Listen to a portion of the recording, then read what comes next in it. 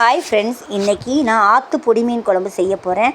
அதுக்கு என்னென்ன பொருள் தேவைன்னா, சின்ன வெங்காயம், அதுக்கப்புறம் இடித்த பூண்டு, பச்சை மிளகா, கருவேப்பிலை, தக்காளி, அப்புறம் புளி கரைச்சிட்டு அதிலே மிளகாத்தூள், மஞ்சத்தூள், கொத்தமல்லி தூள் போட்டுட்டேன். அதுக்கப்புறம் பார்த்திங்கன்னா தேங்காய், ஆஸ் யூஷுவல் கொத்தமல்லி தழை. இதுதான் முதல்ல நான் எண்ணெயில் வெங்காயத்தை போட்டுருவேன். ஏன்னா அதுக்கப்புறம் தான் மற்ற திங்ஸ்லாம் போடுவேன். அதில் வெந்தயம், சீரகம், சோம்பு, கடுகு, உளுத்தம்பருப்பு போட்டுட்டு கடைசியாக பூண்டும் கருவேப்பிலை போட்டு நல்லா தாளிங்க. நல்லா கொஞ்சம் ஃப்ரை ஆகணும். முன்னாடியே நம்ம வெந்தயம் இந்த கடுகெல்லாம் போட்டோம்னா ஒரு மாதிரி கருத்து போயிடும். அதுக்காக தான் வெங்காயம் போட்டதுக்கப்புறம் நம்ம செய்யணும். அதுக்கப்புறம் நம்ம தக்காளி, பச்சை மிளகா போட்டு நல்லா கிண்டிடுங்க. சில பேருக்கு தக்காளி அரைச்சி செய்வாங்க, ஆனால் அது மீன் குழம்புக்கு டேஸ்ட் வராது. நம்ம என்றைக்குமே நறுக்கி போட்டு செய்கிறதா மீன் குழம்புக்கு ஹைலைட்டே. அதுக்கப்புறம் பார்த்திங்கன்னா நம்ம புளி தண்ணி கரைச்சி வச்சுருக்கோம், அதை ஊற்றிட்டு இந்த மீனை அடிக்கிறது. அது கடைசியாக தான் நான் தேங்காய் ஊற்றுவேன். உப்பு நம்ம போட்டுடணும்.